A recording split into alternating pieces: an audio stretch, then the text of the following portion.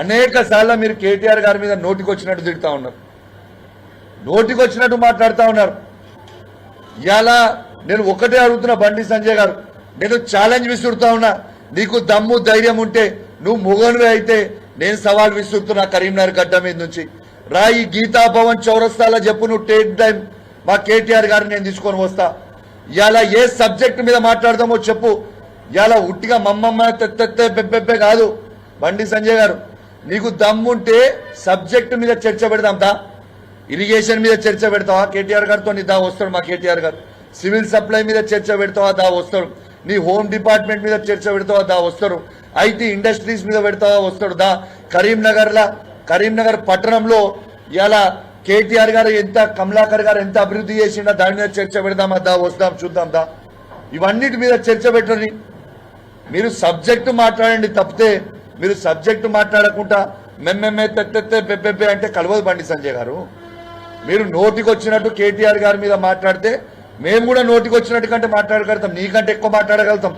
నోటికొచ్చినట్టు నీకంటే ఎక్కువ మాకు కూడా మాటలు వస్తాయి. ఇలా కేసీఆర్ గారిని పట్టుకొని ఒక కేసీఆర్ కొడుకు అయితే ఏం మాటలు అవి? మాకు అన్నిక రాదా? నువ్వు మీ తల్లిదండ్రులకి అని మేము అన్నిక రాదా? మేము అనము, మాకు అనాల్సిన అవసరం మాకు లేదు, మాకు సంస్కారం ఉంది కాబట్టి. అసలు మీరు బాధ్యత గల హోమ్ మినిస్టర్ కాదా? ఇక్కడ నోటికొచ్చినట్టు మాట్లాడతారు, ఇష్టం ఉన్నట్టు వచ్చి మాట్లాడతారు. అసలు ప్రజల గురించి మీరు చేసిందేంటిది? ఈ 10 సంవత్సరాల ఇలా కరీంనగర్ పట్టణానికి మీరు పార్లమెంట్ సభ్యులుగా ఉన్నారు, ఏం చేసినావు చెప్పు. టీఆర్ఎస్ పార్టీ ఏం చేసిందో నిలబెట్టి చెప్తాడు మా కమలాకర్ అన్న. రాండి చర్చకు వస్తారా? కమలాకర్ ఏం చేసిరో ఇలా కరీంనగర్లో పట్టణంలో ప్రతి రోడ్ వేసింది కేసీఆర్ గారు, కమలాకర్ అన్న, వినోద్ అన్న. ఇలా స్మార్ట్ సిటీ గురించి మీరు గొప్పగా చెప్తున్నారు. స్మార్ట్ సిటీలో మీ కాంట్రిబ్యూషన్ ఏంది? ఇలా స్మార్ట్ సిటీ తెచ్చింది బాజాబ్తు మా ఎంపీ వినోద్ కుమార్ గారు. వాస్తవం కాదా ఇది? మేం చేసినా నేను చేసినా అని చెప్పుకునేది. దీన్ని ఎంబడివాడి చేసింది వినోద్ కుమార్ గారు, ఇది వాస్తవము. వినోద్ కుమార్ గారు, గంగుల కమలాకర్ గారు, కేసీఆర్ గారు చేసింది వాస్తవం. మీరు చేసింది ఏముంది? 10 సంవత్సరాలలో రెచ్చగొట్టడము, గెలిపించడం తప్పితే. ఇలా నేను బండి సంజయ్ గారిని ఒక్కటే అడుగుతా ఉన్నాను, మీరు కేటీఆర్ గారిని ఏదో బాగా తిడుతురు, అసలు మీరు ఒక్కసారైనా ఎమ్మెల్యే గెలిచిండ్రా? ఇదే కరీంనగర్ పట్టణంలో మీరు ఒక్కసారైనా ఎమ్మెల్యే గెలిచిండ్రా? నువ్వు కేటీఆర్ని తిట్టే స్థాయి మీద పెరిగిపోయింది అయ్యాలా. ఇదే కరీంనగర్ పట్టణంలో గంగుల కమలాకర్ గారు మీరు చిత్తుగా 3 సార్లు ఓడగొట్టిండు కదా. ఏదో మేము విర్రవీగుతున్నాం, మేమేదో హీరో అని, నేను ఏదో అని. ఏంటిది? ఇలా 2 సార్లు మీరు పార్లమెంట్ గెలిచింది. ఎట్లా గెలిచిరు మీరు? నరేంద్ర మోడీ గారు వేవ్లో గెలిచిరు, అది మోడీ గారికి ఓటేసిరు జనం. ఇలా మీరు చేసింది ఏముంది? ఇలా మీరు ఒక్కసారైనా ఎమ్మెల్యేగా కరీంనగర్ పట్టణంలో గెలిచిండ్రా? అసలు ఎమ్మెల్యేగా ఒక్కసారైనా మీరు గెలిచిండ్రా? ఇలా మీరు కేటీఆర్ గారిని, కేసీఆర్ గారిని నోటికొచ్చినట్టు మాట్లాడుతూ ఉన్నారు. ఇలా మేము కూడా అనొచ్చు కదా. ఇలా నేను సవాల్ విసురుతున్నావు భయ్, నువ్వు అన్నావు కదా డ్రగ్స్ అని కేటీఆర్ గారిని. రా, కేటీఆర్ గారు టెస్ట్కి రావడానికి సిద్ధంగా ఉన్నారు, టైం డేట్ ఫిక్స్ చేయి. ఇలా నువ్వు, బండి సంజయ్ గారు, రేవంత్ రెడ్డి గారు, కేటీఆర్ గారు ముగ్గురు పోయి ఇలా డ్రగ్స్ టెస్ట్ ఇస్తాం దాండి. ఎవరు డ్రగ్స్ తీసుకుర్రో మేము మనకు తెలిసిపోతుంది కదా ప్రజలకి.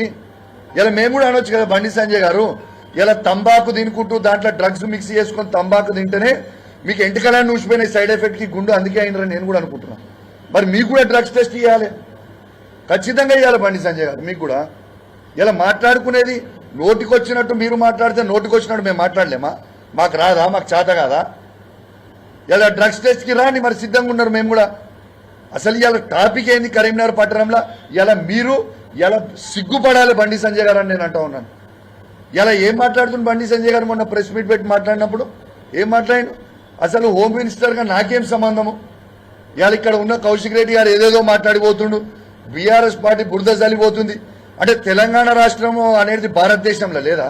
తెలంగాణ రాష్ట్రం ఏమైనా శ్రీలంకలో ఉందా, బంగ్లాదేశ్ ఉందా, పాకిస్తాన్ ఉందా? ఏడున్న తెలంగాణ రాష్ట్రం భారతదేశంలో లేదా? ఈ భారతదేశానికి బండి సంజయ్ గారు హోమ్ మినిస్టర్ కాదా? సహాయశాఖ హోమ్ మినిస్టర్ కాదా? ఈ తెలంగాణలో ఈ బాధ్యత ఇలా కరీంనగర్ పట్టణంలో మీ ఆఫీస్ నుంచి కూతవేట దూరం నుంచి ఇలా ఇన్సిడెంట్ అయితే ఈ బండి సంజయ్ గారి బాధ్యత కాదా? నాకేం సంబంధం అంటావు? నీకు సంబంధం లేదా? అసలు బాధ్యత కలగ ఒక failure, you are a failure home minister of Karimnagar parliament అంటున్నా నేను. ఇలా ఇన్సిడెంట్ అయ్యి కరీంనగర్ పట్టణంలో ఇన్సిడెంట్ అయ్యి 4 రోజులు అవుతుంది. ఇలా 4 రోజులు అవుతుంటే ఒక్కరోజన్న బండి సంజయ్ గారు మీరు మీ సొంత పార్లమెంటు, మీరు హోమ్ మినిస్టరు, మరి మీరు ఒక్కరోజైనా రివ్యూ మీటింగ్ పెట్టిర్రా? ఈ ఇన్సిడెంట్ అయినాక ఒక్కసారైనా 7 వరకు వచ్చింది అనేది సిపి గారిని, ఈ జిల్లాలున్న పోలీస్ యంత్రాంగంని పిలిచి, ఉమ్మడి కరీంనగర్ జిల్లాలో ఉన్న పోలీస్ యంత్రాంగం మొత్తం పిలిచి మీరు రివ్యూ మీటింగ్ పెట్టినరా అని నేను అడుగుతా ఉన్నాను. Is it not your duty? నాకేం సంబంధం రాష్ట్ర ప్రభుత్వం అంటే? భారతదేశంలో తెలంగాణ కూడా ఒక భాగం బండి సంజయ్ గారు. అది పార్లమెంటు అనేది మీ దాంట్లో వచ్చింది, మీ పార్లమెంట్లో ఉన్నది ఇక్కడ. Is it not your duty? మీరు బండి సంజయ్ గారు, మీరు రేవంత్ రెడ్డి గారిని ఎందుకు ప్రశ్నిస్తలేరు? ఒక్కసారి కూడా మీరు రేవంత్ రెడ్డి గారిని ఎందుకు తిట్టలేరు? ఇప్పటిదాకా మీరు రేవంత్ రెడ్డి గారిని ఒక్కసారి కూడా తిట్టకపోవడానికి కారణం ఏంటిది? ఇలా నిజంగా కూడా చాలా చాలా బాధాకరం. ఇలా బండి సంజయ్ గారు హోమ్ మినిస్టర్ గా ఉండి ఈడ ప్రభుత్వాన్ని ప్రశ్నించాల్సింది పోయి పర్సనల్ గా మాట్లాడడం అనేది ఇది మంచి పద్ధతి కాదు. మీరు మాట్లాడగలిగితే మీకంటే డబుల్ త్రిబుల్ మేము మాట్లాడతాం, మా బీఆర్ఎస్ పార్టీ కార్యకర్తలు కూడా మాట్లాడతాం. మేము కూడా ఓపికగా ఉన్నాం ఇన్ని రోజులు. కానీ మీరు మాట్లాడిన మాటలు చూస్తూ ఉంటే చాలా బాధ అనిపించింది. ఇదేం మాటలండి నాకు అర్థం కాదు. ఇలా కేటీఆర్ గారికి ఉన్న సబ్జెక్టు మీకు ఉండదా? ఏ సబ్జెక్టు ఏ రంగంలో తీసుకుందాం చెప్పు? ఖర్చు మొత్తం నాదే. గీతాభవనం చరోసా ఖర్చు మొత్తం స్టేజ్ నేనే వేపిస్తా, మొత్తం అద్భుతంగా ఏసీలు నేనే పెట్టిస్తా. రాండి, మా కేటీఆర్ గారు వస్తారు, మీరు కూడా రండి, చర్చ పెడదాం. మీరు ఏ సబ్జెక్టు కోరితే ఆ సబ్జెక్టు మీద మా కేటీఆర్ గారు, మీ సిస్టమ్ ఇరిగేషనా, సివిల్ సప్లయా, హోమా, లేకుంటే హెల్తా, ఎనీథింగ్ మ్యాన్, యూ ఛాలెంజ్. నేను సవాల్ విసురుతున్నా కదా, రాండి చర్చ పెట్టుకుందాం. అసలు ఇంకోటి కూడా చెప్తున్నా, ఇలా రేవంత్ రెడ్డి గారు, బండి సంజయ్ గారు ఉన్న మ్యాచ్ ఫిక్సింగ్ మీకు చెప్తా ఉన్నా. ఇలా నిన్నదాకా మొన్న ఆర్టీసీ డ్రైవర్ గారు నర్సంపేటలో చనిపోయింది. ఆడ చనిపోతే ఇలా బీఆర్ఎస్ పార్టీకి సంబంధించిన మాజీ హోంమంత్రి అయిన సబితా ఇంద్రారెడ్డి గారిని అరెస్ట్ చేస్తారు, మాజీ మంత్రి అయిన దయాకర్ రావు గారిని అరెస్ట్ చేస్తారు, మాజీ ఎమ్మెల్యే అయిన సుదర్శన్ రెడ్డి గారిని అరెస్ట్ చేస్తారు, మాజీ పార్లమెంట్ సభ్యుడైన వినోద్ కుమార్ గారిని అరెస్ట్ చేస్తారు. మరి బండి సంజయ్ గారిని ఎందుకు అరెస్ట్ చేయరు? బండి సంజయ్ గారికి పోలీస్ ఎస్కాట్లు, పైలట్లు ఇచ్చి మరి ఆడికి తీసుకుపోయారు.